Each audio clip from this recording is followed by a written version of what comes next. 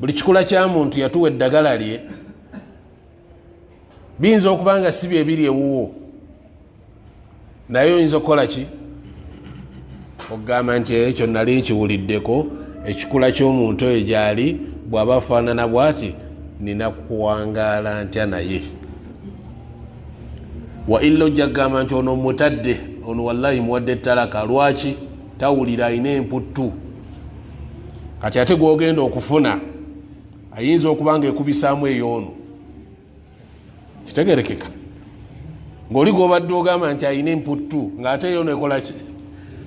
ekubisaamu oba si ekyo okubanga gwogenda okufuna alimu embaliga ate oli nga tabadde nambaliga abadde namputtu yokka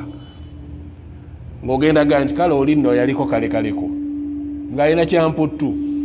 kitegerekeka naye ate ono agasseeko ki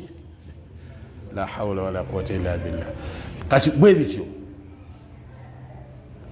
buli omu alina embeera ze buli omu alina embeera ze naye tweyiga bwe tumala okweyiga tusobola okutambula obulungi n'emputtu ye n'omanya nti ono alina emputtu naye ntepangadde ntya naye sheekhe wano yayogera ebigambo bino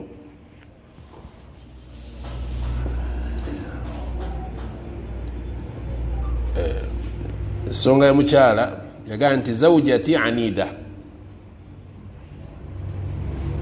mukyala gwe nnina mukyala wamputtu mukyala tawulira njogera kino ayogera kiri ayawukana nebba mu ndaba y'ebintu banga bwabiraba si bwakola ki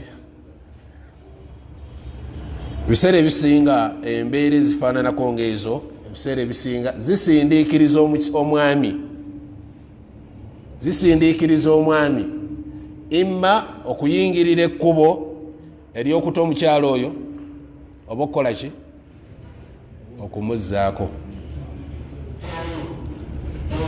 sobola omumusindiikiriza okumuwa ttalaka oba okukola ki walinaadu min akbari mashakiri zawjiya sheekh atunyonyola nti kubimu ku bizibu ebikyasinga okuba mu maka kyekimu ku bizibu ebinene ekyo ekyobutali bwolize